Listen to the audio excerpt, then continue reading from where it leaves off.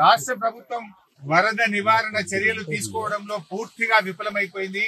ముఖ్యంగా ఈ రోజు ఈ ఫెయిల్యూర్ అంతా కూడా రాష్ట్ర ముఖ్యమంత్రిది, రాష్ట్ర ప్రభుత్వాన్ని. ఎంత బాధతో ఉన్నామంటే ఈ రోజు ఇవాళ హవేలీ గన్పూర్ మండలంలో మరి ఇద్దరు యువకులు చనిపోవడం జరిగింది. వాళ్ళ పిల్లలు, ముఖ్యంగా ఇద్దరు పిల్లలు గురుకుల పాఠశాలలో చదువుతున్నారు. వర్షాల వల్ల గురుకుల పాఠశాల లీక్ అయితా ఉంది, మీ పిల్లల్ని తీసుకుపోండి అని ప్రిన్సిపల్ ఫోన్ చేస్తే పిల్లల్ని మెదక్కు పోయి తీసుకొచ్చుకుందామని బయలుదేరి మరి ఆటోలో నడుపుతున్నటువంటి యాదగౌడు, ఆటోలో కూర్చున్న సత్యనారాయణ ఇద్దరు కూడా ఈ వరదలో ఆటో కొట్టుకుపోయి చనిపోవడం జరిగింది. ఆ ఇద్దరు దాదాపు కొన్ని గంటల పాటు కరెంటు పోల్ పట్టుకొని ప్రభుత్వం నుంచి ఏదైనా సహాయం అందుతుందా, హెలికాప్టర్ వస్తుందా, ఎన్డీఆర్ఎఫ్ బృందాలు వస్తాయని 4-5 గంటలు ఎదురు చూశారు. కరెంటు పోల్ మీద నుంచి ఫోన్లు కూడా చేశారు. కానీ కలెక్టర్ గారు కానీ జిల్లా యంత్రాంగం ఎవరు స్పందించలేదు. మధ్యాహ్నం 2 తర్వాత కరెంటు పోల్ కూడా వరద ఉధృతికి పడిపోయి ఆ వరదలో కొట్టుకొని ఆ ఇద్దరు కూడా చనిపోవడం జరిగింది. అంటే ఇది కేవలం ప్రభుత్వ వైఫల్యం. నిన్న ఒక మంత్రి గారు మాట్లాడుతూ అంటాడు, హెలికాప్టర్ అంత అవసరమైతే తప్ప వాడద్దట, మీరు మాత్రం పెళ్లిలకు వాడండి, బీహార్ లో రాజకీయాల కోసం వాడండి, మీ సొంత కార్యక్రమాలకు వాడుకోండి. ఆనాడు ఖమ్మం జిల్లాలో కూడా హెలికాప్టర్ పంపకపోతే ప్రాణాలు పోయినాయి. ఇవాళ మెదక్ జిల్లాలో కూడా సకాలంలో హెలికాప్టర్ రాక ప్రజల ప్రాణాలు పోయినాయి. అంటే ప్రభుత్వం ముందస్తు చర్యలు తీసుకోలేదు.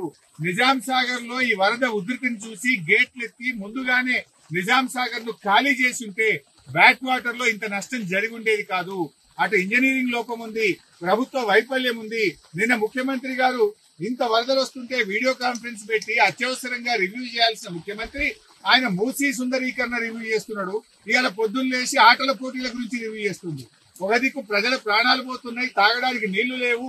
హవేలీ గన్పూర్ లో నిన్నటి నుంచి కరెంటు లేక 7-8 గ్రామాల ప్రజలు మంచినీళ్లు లేక వర్షపు నీళ్లను ప్లేట్లలో, గ్లాసులలో పట్టుకొని తాగుతున్న పరిస్థితి ఉన్నది. ఇవాళ రేపు అంటు రోగాలు ప్రబలేటువంటి అవకాశం ఉంది. వచ్చే 24 గంటలు ఇంకా పెద్ద ఎత్తున వర్షాలు ఉన్నాయని వాతావరణ శాఖ చెప్తా ఉంది. ప్రజలు ఇబ్బందుల్లో ఉన్నారు. ప్రభుత్వం ఇప్పటికైనా మేల్కొని అత్యవసర చర్యలు చేపట్టి ప్రజలను కాపాడుకోవాలి.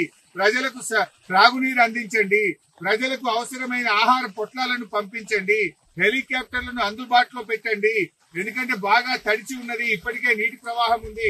ఇంకా వర్షం ఏమన్నా కొద్దిపాటి వర్షం ఎక్కువ పడ్డా కూడా మరి చెరువులు గాని తెగేటువంటి ప్రమాదం ఉంటది కనుక అన్ని జాగ్రత్తలు ప్రభుత్వం తీసుకోవాలని చెప్పి కోరుతా ఉన్నాం. ఏదైతే పంట నష్టం జరిగిందో ఒక్కొక్క రైతుకు ఎకరానికి 25,000 రూపాయల సహాయం అందించాలని కోరుతున్నాం. చనిపోయిన ఆ 2 కుటుంబాలకు కూడా ఒక్కొక్కరికి 25 లక్షల ఆర్థిక సహాయం అందించాలని కోరుతున్నాం. ఇక్కడే పక్కనే దూప్ సింగ్ తండా ప్రజలు తండాను వదిలిపెట్టి గుట్ట మీద ఉన్నారు. రాత్రంతా కూడా గుట్ట మీదనే ఉన్నారు. వాళ్ళకి మంచినీళ్లు లేవు, ప్రభుత్వం కూడా అక్కడికి చేరుకోలేదు. వెంటనే ఆ దూప్ సింగ్ తండా ప్రజలు గుట్టల మీద ఉన్నారు, వాళ్ళను కూడా కాపాడాలని, వాళ్ళకి భోజనాలు, మంచినీళ్లు అందించాలని చెప్పి ప్రభుత్వాన్ని డిమాండ్ చేస్తున్నారు. సో ఈ రోజు నిన్న ఇద్దరు ఆ వరదలో కొట్టుకుపోయారు. అందులో బెస్త సత్యనారాయణ డెడ్ బాడీ ఇప్పటి వరకు దొరికింది. ఇంకా యాదగౌడు డెడ్ బాడీ ఇంతవరకు దొరకలేదు. ఎన్డీఆర్ఎఫ్ బృందాలను పంపించి వెంటనే యాదగౌడు యొక్క మృతదేహాన్ని మరి వెతికి కుటుంబ సభ్యులకు అందించాలని కూడా ప్రభుత్వాన్ని కోరుతున్నాం. అన్నా